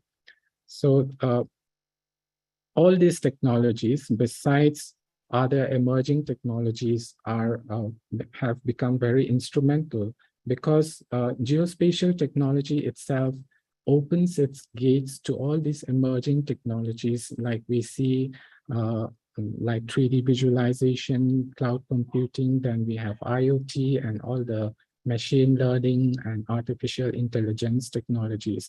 So this geospatial technology actually imbibes all the inherent properties of these technologies, brings it together, and develops new age tools, applications, and services that are very instrumental for certain developmental activities that are happening nationally as well as in Mizoram as well. So when we talk about,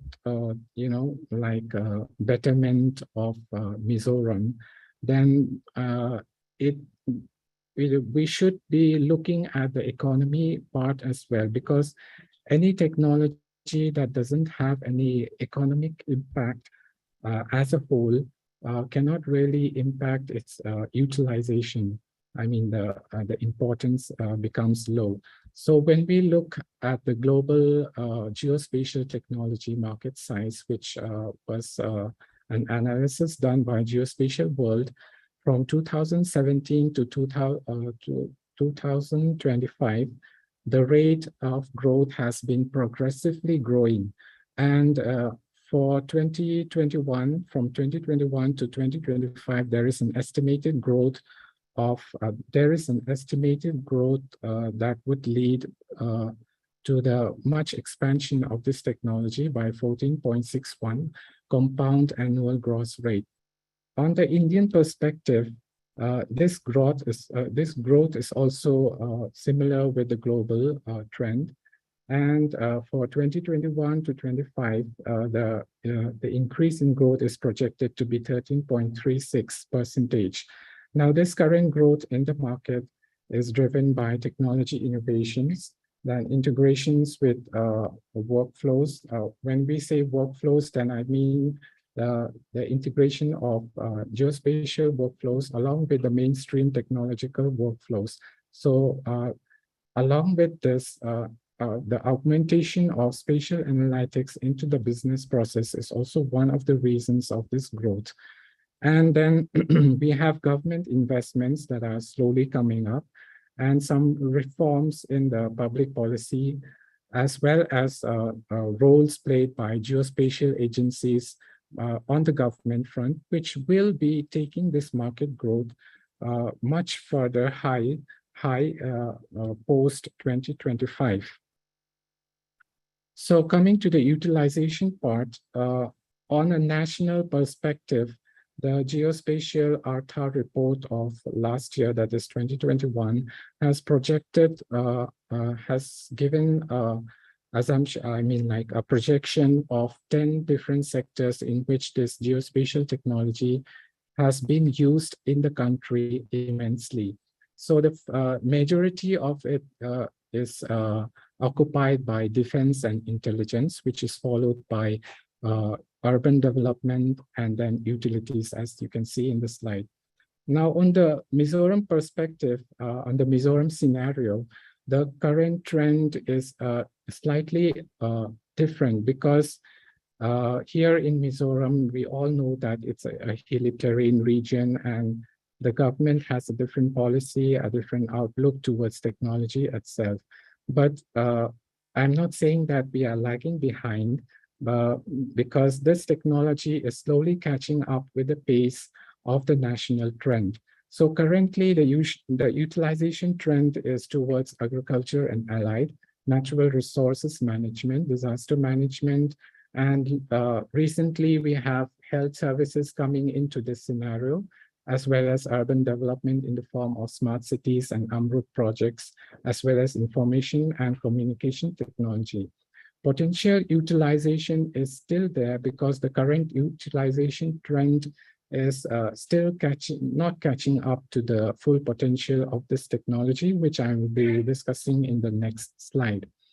So on the context of Mizoram, this geospatial technology has been implemented and used in the form of many sectors like natural resources, agriculture and allied, forest and climate, disaster management infrastructure, and lately we have gone into the government sector. So all these I'm speaking on the front of MIRSAC, which is Mizoram Remote Sensing Application Center, which is the nodal agency in Mizoram for all applications related with remote sensing and GIS applications. So we started with a humble beginning of mapping and inventorying all the resources, which includes land use, land cover, then water resources, geology, then making plans for all these resources in the form of atlas and reports. So these are some of the few sectors that were covered as of now. And coming to the perspectives of through the projects that we have conducted, we have,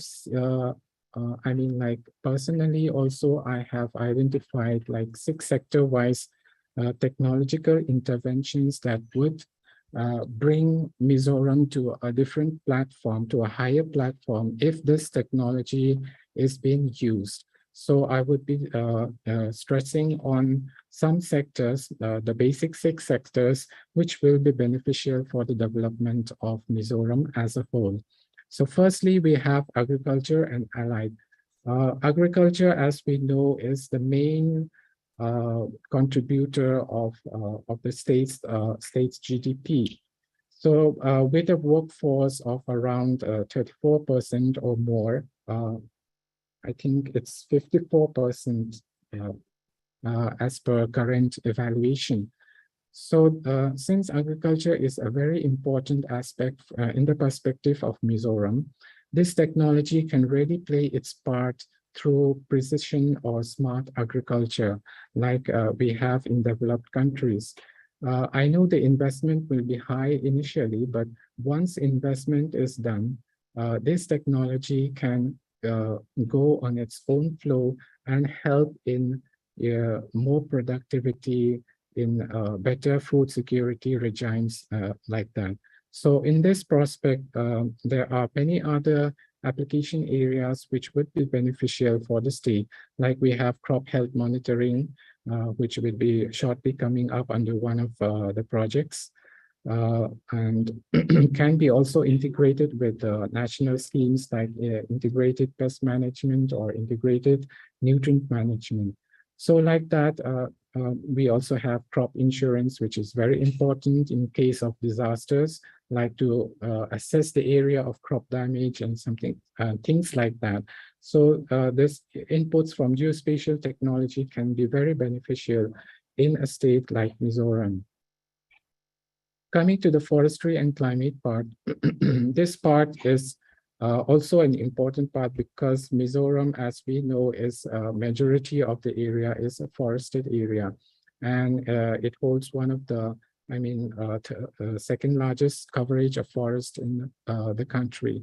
So we need these inputs, these technology inputs in the form of mapping and inventorying our spatial assets related with forest, like forest ecological health assessments, then assessing the damage or deforestation extent, and then what impact the deforestation can have in our state, as well as an important aspect of forest fire monitoring, which can be done pre as well as post, depending on its area of occurrence. Another important aspect is carbon stock and trading, which is very much popular worldwide. So as a state, we also have a good chance for utilizing this technology in assessing how much carbon stocks we have, as well as how much we can trade it with other countries. So that would again bring some economic benefit to the state as well. Disaster management is another important aspect because being a hilly state, we are often faced with different kinds of disasters.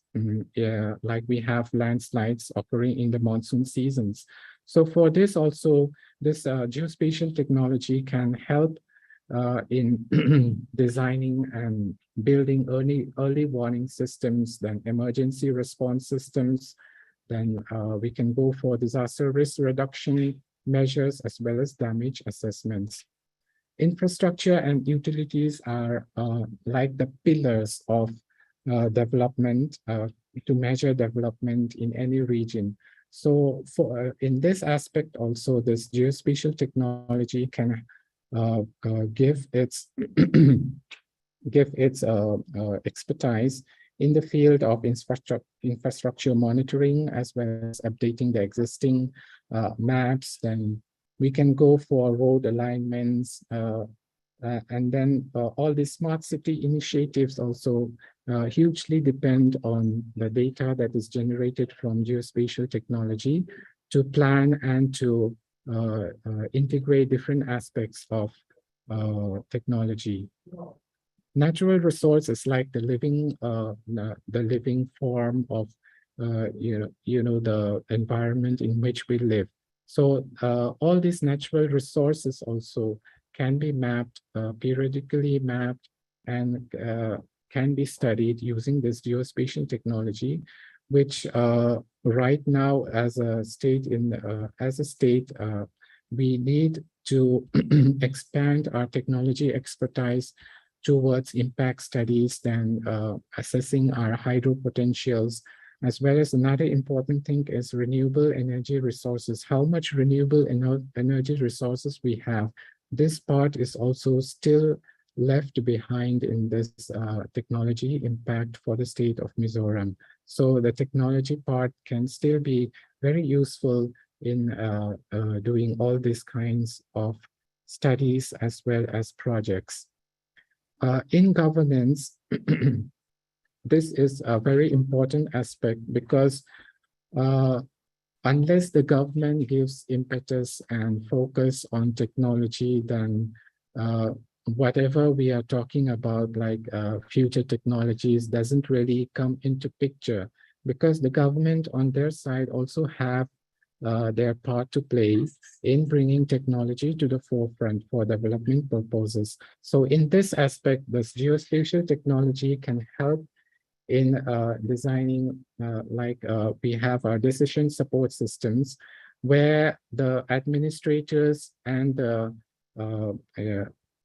decision makers can make quick decisions based on time-tested technology techniques that has already been developed by mapping agencies like we have in Mizoram. So we can go for crime mapping and monitoring, then different citizenship services based on location, as well as another point I would like to highlight out here that would be very beneficial is geo journalism. Now, this term is not new.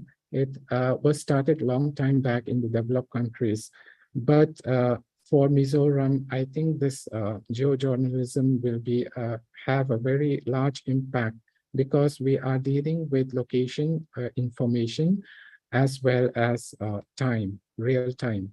So in a hilly terrain like Mizoram, to reach out to as many people as possible, we can use this technology to bring the 2D picture of the 2D phenomenon of a media into a 4D environment and give much more information to the public as well.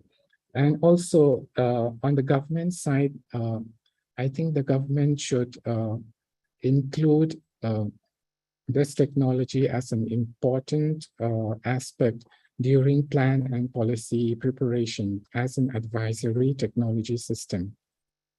Now, coming to the future perspectives, we are already in the 4th industrial revolution, that is in the 21st century. So we have seen different advances in biomedical sciences, like we have heard from our previous speakers, then in the energy sectors, geoengineering, and finally into the space technology sector. So when we talk about future perspectives, we are looking for a technology development that is helpful, not just for the government, but for the society as a whole. So we have heard about Facebook, like for example, we have heard about Facebook revolutionizing it into a metaverse. The same thing applies to the geospatial technology in the form of 3D technology and virtual reality. So this metaverse helps in collecting data and representing it to the user in the form of a 3D environment inside the metaverse. Inside this metaverse, again, people can interact and plan and make decisions. So this was very much an important technology, especially during the pandemic, where developed countries have also been using it. And the next big thing is miniaturization of sensors. Like we have remote sensing satellites, which are getting smaller, along with the sensors on board of these satellites. Like we have in the Indian perspective, we have micro satellites already been launched by ISRO, and for experimental purposes, and also by a foreign company called Planet. It's called the Planet Dove constellation of satellites, which are now just the size of a shoebox. So these miniaturized sensors as well as satellites not only reduce the cost of production, but also in its operation and life cycle. So these have been the future perspectives, but has already begun in the 21st century. Now, talking about sensors, we already have sensors in our phones also. Like if we talk about recent advancements, if we talk about specifically in the area of iPhone, like right now we have iPhone 13 version with a LiDAR scanner in it. LiDAR stands for light detection and ranging. It's a form of remote sensing sensor that can map and, like map the environment around you and calculate heights and things like that. So this technology, although it has penetrated into the phone arena, it may not be used as of now into, high-grade precision mapping, but it is a huge step for the future generations to integrate sensors as small as this into our daily use devices. And we have also seen a lot of improvements in the agriculture sectors, like I've talked about smart agriculture, where we are integrating geospatial technology with other emerging technologies like IoT, artificial intelligence, and also all the feeds from these devices comes into the geospatial platform. And the person using it can easily plan what's happening out in the field without actually going to the field. And that coupled with the power of crowdsourcing, which has become very sophisticated as of now. And with these different technologies, life has become much more easier as well. Talking on the Indian perspective, the Indian government, the central government, in its union budget this year, that is 2022, has also announced a Drone Shakti program, which is a program to promote and incentivize people who are interested in this part of the technology. So anyone who's out there who's interested in drone technology, I think you should read on this Drone Shakti program and make the best use of what the government is offering right now. So if we look at the economy part, like I said, economy is always important when we are talking about technology, because it does have an impact. On the Indian perspective, this analysis was done by Geospatial World. There are two components which can really contribute to the increased use of this technology. And this technology, this impact is also felt in a small state like Mizoram, because like we all know that Mizoram is fully dependent on the central budget as well as the economy of the nation for increasing its usage. So with a policy impact, like if we have a policy reform, then it could raise the impact in the market by 19%. Now, beyond this 19%, there has been speculations and like a strategy. If there is a strategy on the front of the industrial part, then this can further raise the impact of this economy by 26%. Now, just imagine the amount of impact that a 26% increase in economy just from the technology part can have to the entire nation. So that would definitely cause an increase in the number of geospatial employees as well, which is projected to be 18 lakhs for the year 2025. And also from the Indian perspective, I'm talking about Indian perspective because naturally we are in India, and as a state of in India, we have to look at the national perspective. So from the central government, we have seen a lot of guidelines already being released, and some of them are already also in the draft stage. So these policies and guidelines provide a platform for reforms, and then they have given deregularized some of the restrictions, which has enabled the private player to come into the geospatial technology arena and use their knowledge and their capability for the betterment of the country. And these guidelines will definitely have an impact on many of the national programs that are already starting up, like we have the Prime Minister Gati Shakti program, then the National Infrastructure Pipeline, then the PM Kisan and things like this, the Jal Jeevan Mission like that. So eventually, with the relaxation and with this public reforms in the form of policy coming up, it is speculated that India would finally rise to a $5 trillion economy as expected. Now, I think I still have a few minutes. I would like to share some case studies that I've been working on recently. So we have the data generated from geospatial technology like remote sensing and GIS. Like the one I'm showing right now is based on agriculture and horticulture. So we have potential areas and different kinds of data that can help us in further analysis. So where do we proceed from here? So I'm just giving an example of what can be further done and what research and development can be further done.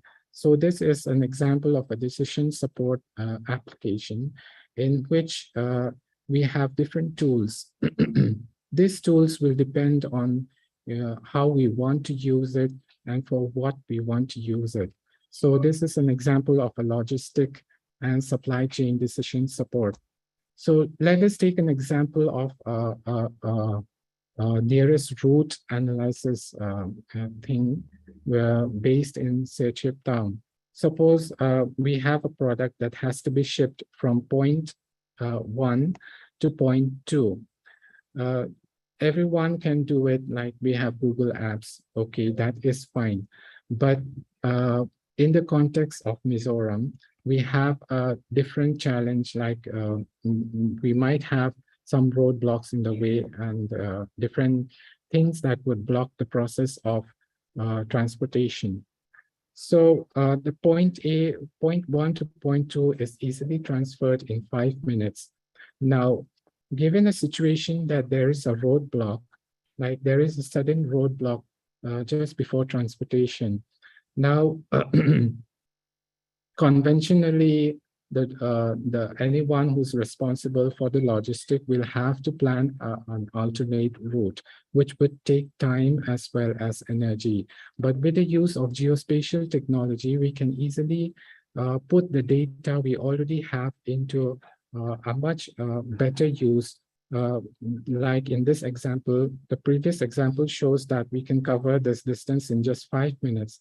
But in the same 5 minutes, using the technology, the route is again planned, and alternate route is planned again for 5 minutes. So this shows the power of geospatial technology.